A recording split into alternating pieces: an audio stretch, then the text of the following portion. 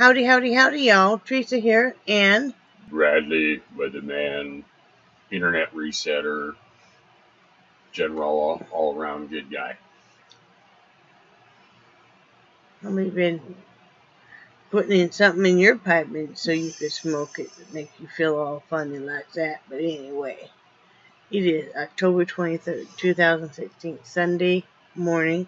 It's 11:16 a.m. And what is the weather like today on Sunday? My voice cracked. I finally hit puberty. about time? Yeah. You're only like 86. Oh, I feel like it today. So there are two different current temperatures in Panacea. Okay. One is 44 with a real feel of 70 or of 46. The other one is 59 with a real feel of 57. And I'm guessing because Panacea is so huge that the two different temperatures were taken in Probably. Yeah. That would be it, yeah. Panacea has what, about 300 people living there? Maybe, yeah. Okay. A projected high today of 77, a low of 50 degrees, and sunshine and bright. There's a lot of sun out. It's a pretty day. It's a little chilly. I might have to wear long johns, or at least get out my dickie. And this is a PG show. It's not a show, but yes, vlog. Don't be talking about your dickie on dickie, here. It's a dickie brand. I know, I know, but we got to explain to them. Oh, you got to do some explaining now. You got to do some explaining. It's a Dickie brand. What? You guys know the Dickie brand hoodie. Yeah, if you type it in DICKIE. Yeah. I'm sure you guys know, unless you're in another country, maybe. But they make a line of clothing, pants, shirts, hoodies, jackets, all kinds of stuff. So if I talk about my Dickie, that's what he means. We both have our hoodie. We both have Dickies. Yeah, pullover hoodie. Yeah. Hooded thingies. Yeah. Okay, I'm done. That's our winter wear now. Is a pullover. Yeah. Yeah. Maybe have to do long pants. So. I'm not giving in yet. Okay.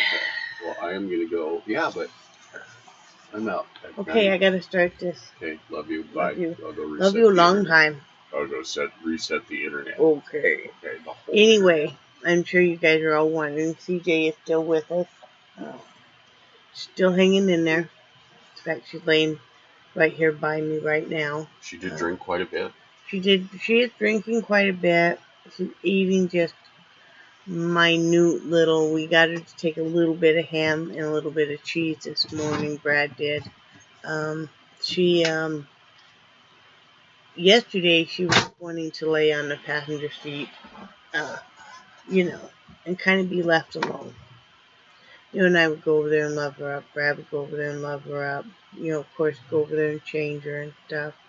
And, if she did happen to leak a little bit, we have like a rewashable bed pad on the chair and stuff. So we're taking care of her that way. But then like this morning, she came over to me. I still had the couch pulled out. Came over to me, wanted to be loved up. Of course, I did that right away. Was happy that she came over, and then I got her some water, up on the bed, and I had to go to the restroom, and so I handed Brad a piece of ham and a piece of cheese, and because those are two of her favorites, and got her to take, this is just normal slices, of like Oscar Mayer ham.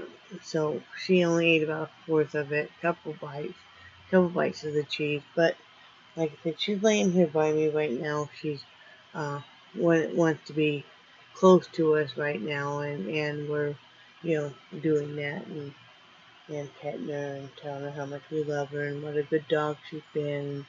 She needs to go ahead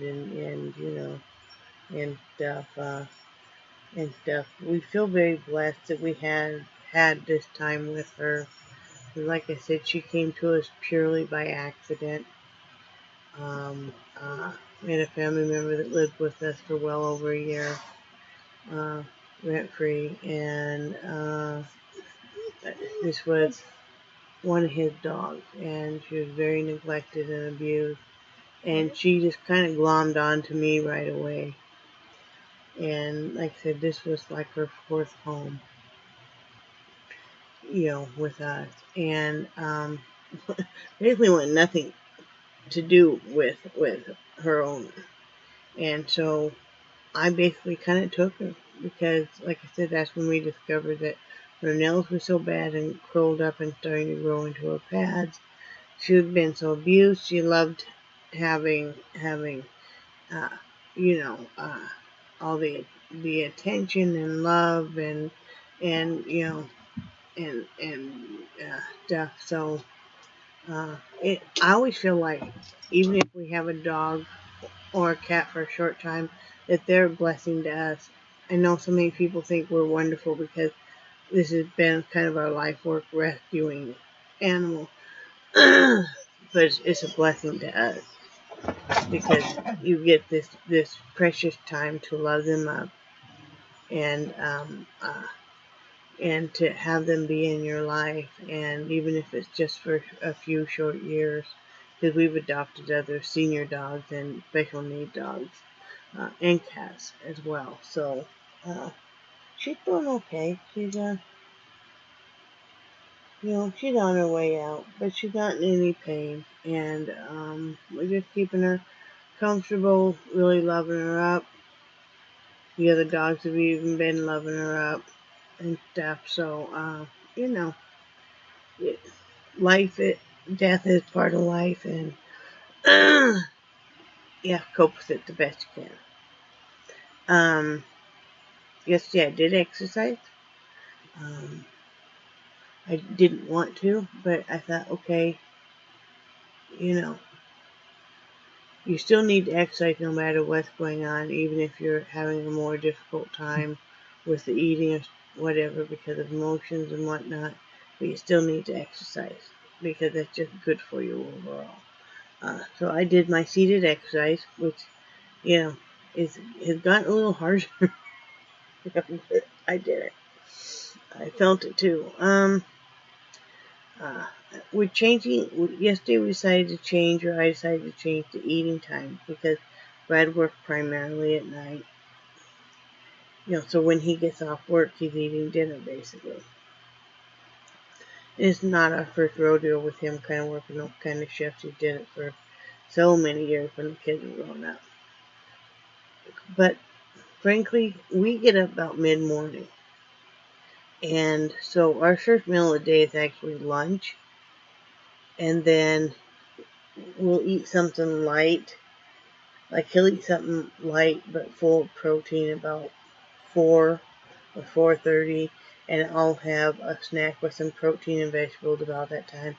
And so it didn't make sense to me to go ahead and try to eat dinner and cook, do my salad and stuff about 6:37 when he's not home, and I'm more than happy to just have a piece of fruit and wait and cook dinner closer to when he's getting off.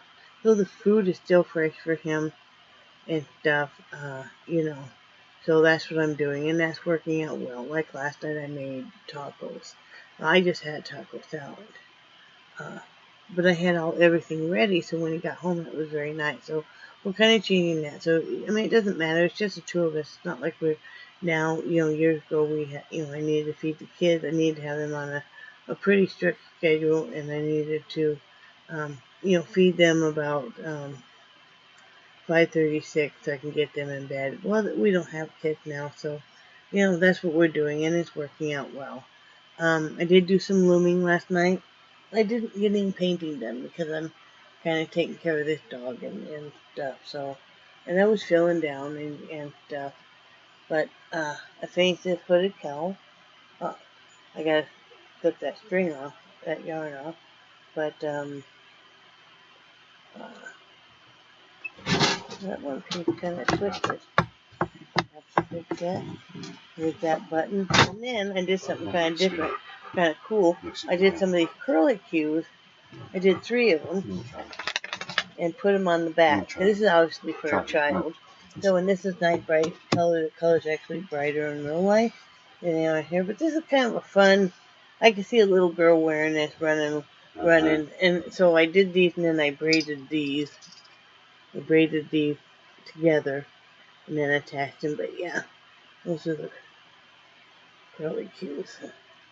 I can see a little girl running around on a playground, having fun with it. So that will be listed on Etsy later today.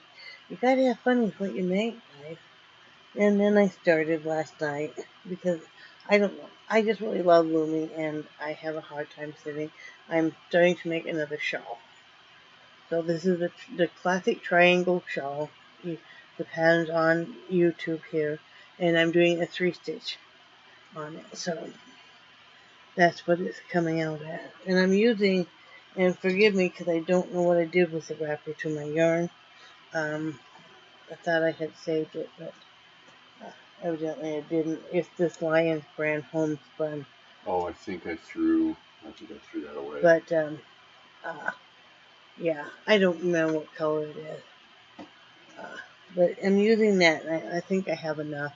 Then I'm going to fringe it in white. The other day when we were shopping, I did have to get a little bit of yarn. I'm trying to use up what I have, but I had to get one of the Super Saver skeins of white and one of black. And I'm going to fringe that out all in nice white fringes. So I think that would be really pretty. I needed to make another shawl because I sold one a few days back on Etsy, So, and I like making shawls, so they're fun to make. So that's what I got going on that. I had to do some restacking of the yarn because it seems like every Saturday, if you guys look at my past videos, I need to restack or work through some craft stuff because all week long I go over and I just pull. I pull skeins of yarn I need. Well, so then you have some that is filled out, and then you have where you need to restack a bunch and regroup it and stuff. So yeah, I did that. Today is no bra day. Aren't you guys excited? No bra day for me. I'm excited. I'm gonna do. I haven't even discussed it with Brad, but I thought I would cook chicken tonight. Sounds good. In the toaster oven. Sounds good. I was gonna make the oven fried chicken thighs. Cool. So we need to get out a package of chicken so I can thaw out. I don't think I'm gonna have enough room to do you any potatoes in there. That would be wonderful. I'm probably gonna use that rice in there. Okay. You want me to make like a Spanish rice to go with your dinner? That sounds perfect. I mean, because I can do that easy from scratch. Okay.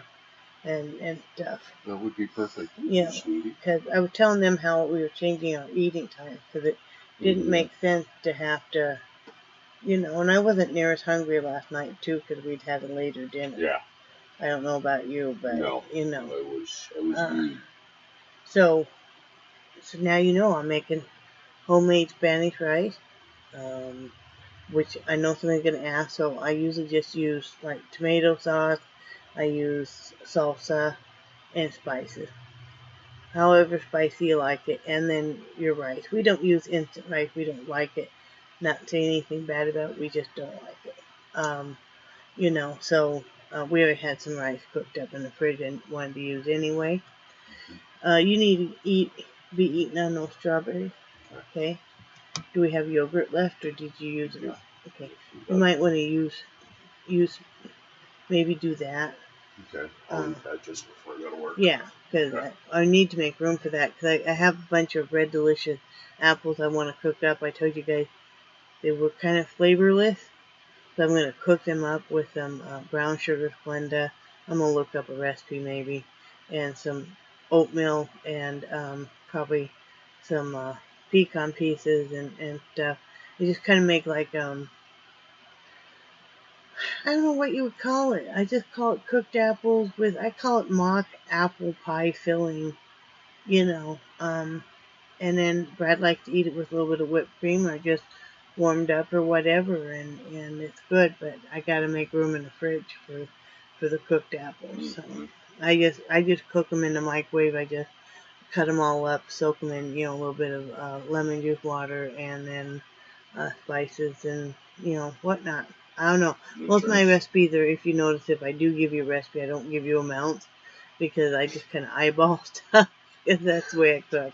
Remember you'd given a Oh my God. bunch of recipe cards to one of our daughters, and she was laughing at your recipes because it said like some cinnamon. Yeah, well, my oldest daughter, I think, had asked me at one point in time for some of the recipes. And I was like, well, some of this and some of that. And she's like, well, how much? I'm like, I don't know, just some. So anyway, like I said, spending more time with the dogs because the other dogs are a little upset because, one of their friends is on her way out. And so they've been needing some extra reassurance too. And they always do when this happens. Yeah. And so I'm just basically kind of spending a lot of time with the dog, which kind of my life anyway. If you guys have gathered and stuff, that my animals mean the world to me, and like I said, that's why we live in this RV, frankly, is because basically, sadly, if you have a larger breed dog who falls into the aggressive breed, uh, uh, what do I want to say?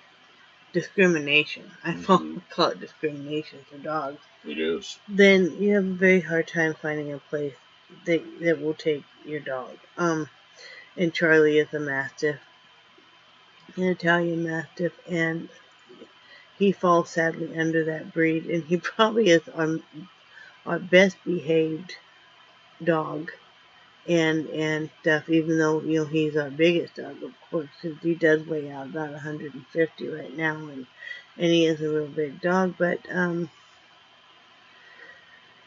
we knew that when we were going to move, so that's why we live in an RV and did it in an RV, because we wanted to abandon our dogs. And I know sometimes people don't have that option. I'm just saying this is what our choices we've made personally. Mm-hmm. And so, Charlie was being super silly this morning. I got to go back on the bed every morning, and we got to have our love up time, which means he's doing like this porpoising thing. It's hard to describe. He puts his face down on the carpet or the bed, and then with his butt stuck straight up, and he just, I don't know, he roots around and kind of acts like a porpoise would, and you got to pet his butt and tell him how great he is, and Had to do the same thing with me. yeah, basically, yeah, and then you got to tell me Captain Woo Woo. Then you can jump off the bed and bark, and when he barks and he's doing that, it sounds like woo woo, like woo woo woo woo woo. And it's like, oh, it's a whole scenario. It's quite funny. And then Nick's got to have her love up time and Mama and CJ still. And then the cats, of course. The cats got to have their cat crack, as I call it. Kitty Their crack. kitty crack, which is their catnip. So. Anyway, Brad does have to work tonight again. He's working more, if you guys have noticed. They like him. They like his work. And the other night, like I said, he's been a manager most of his career. The other night, he kind of forgot who was boss and was barking orders at his boss. And she was following him. She was, okay. So, but he likes it there. If you guys are wondering about the other job, he went to that interview and stuff. He did not hear back from them, but he did not also call them because after we were discussing it and after he was thinking, he, kind of feels like his instinct tells him that where he's at right now would be a better choice for him. And I'm perfectly great with that too. So because he likes his uh, who he works with, his boss and stuff, and you know, so that's the main thing too. Is you gotta like where you work. You can't just take a job where you just absolutely hate. And we've all had jobs like that, all what I call the have to jobs. Mm-hmm. So Yeah, and this was a have to, but he likes where he works. So, my topic for today was I just wanted to thank you guys again. You guys knew yesterday I was kind of having a hard time. And they posted on Facebook and stuff about CJ. And even though I didn't really respond because I really wasn't in the position to respond, at meaning that I was emotional enough, I read everybody's comment, and I thank you guys all so much. And also people that commented here on YouTube. If I don't comment and stuff, please know I've read all of the comments and stuff. I just, sometimes I have to kind of work on getting my head centered again. And keeping yourself on right, an even keel. Because one of the things is, yes, I'm bipolar, and I do have depression issues, also panic and anxiety and PTSD. But the thing is, and I was explaining this to a friend of mine, is that when you first are diagnosed and stuff, they may put you on a shit ton of medication. And you don't know any better at that point in time. And maybe you need to be on it for a while, for a little bit. But it's more like a Band-Aid. And they're going to, hopefully, if you're in the right place, start teaching you coping skills and different alternatives that you could do. And that you can be weaned off the medication. Now, in my case, I had to wean myself off because I had a doctor who was just over-prescribing, and I don't want to live as a zombie. All I take now is a mild anxiety antidepressant, Lexapro. It's a very low dose. Saying that, and I'm not judging anybody that takes anything, whatever you take is whatever you feel that you need to take. We're all different. But I've learned coping skills, and so then sometimes I need to kind of take a step back and do those coping skills.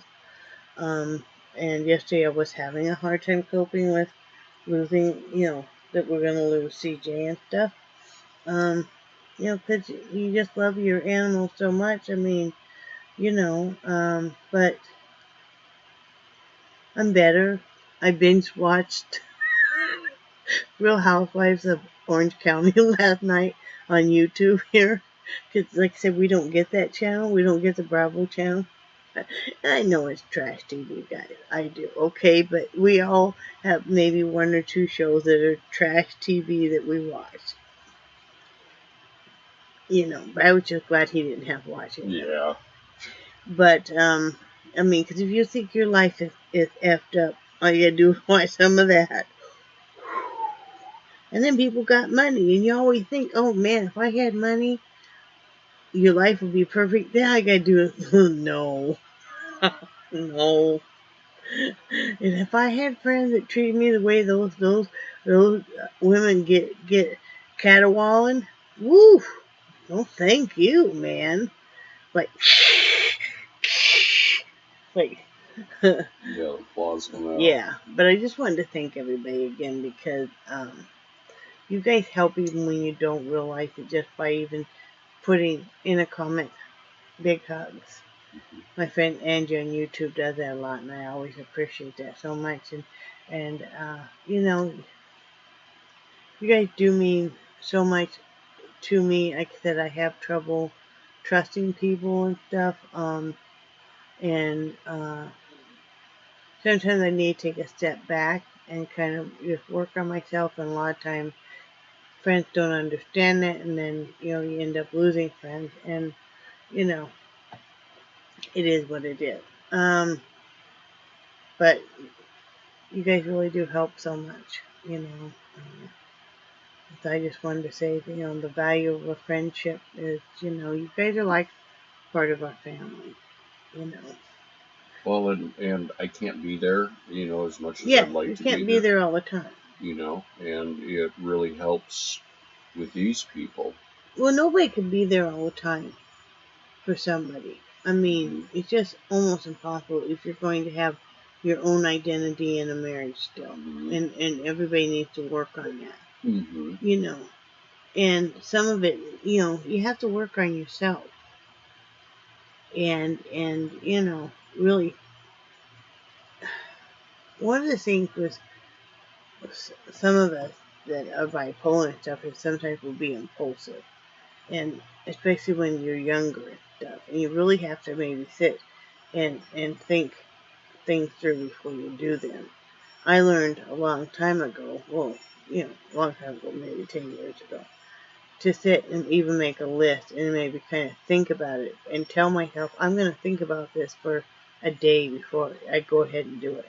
And if it still, or I'm going to sleep on it. Because basically, those late night thoughts you think just so great. And then it's like, that was where I don't know what the hell I was thinking when I thought that deal up. Because, if you wake up the next morning, you're like, did I really think that was going to be possible? Did I really think that was going to be a good idea? So I have a rule for myself, I'm at least sleep on it overnight. And if something I'm going to buy or something I want to do, I'm going to think about for 1 to 3 days at least. Brad knows I do a lot of window shopping online. I'll even put stuff in the cart on Amazon and eBay. I won't buy them. I'll put them in the cart, and then, if it rolls around the first of the month and I think we still need it, then, but most time it's like, no, what the heck was I thinking? That's stupid.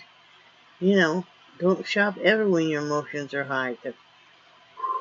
Right, Hen? Yeah, well, that's where they came up with that retail therapy. Yeah. And I remember a while back I was looking on eBay and I went into the eBay cart and there was like 30 items in the cart, and most of the stuff had the auction expired. Was over. Yeah, Thank you. That was a big word I couldn't think of. Or a lot of times I'll put stuff in a cart because I want to look at it, because maybe I'm going to price compare locally, or that I'm thinking. A lot of times I get ideas how to make my own stuff, even or how to fix something around here.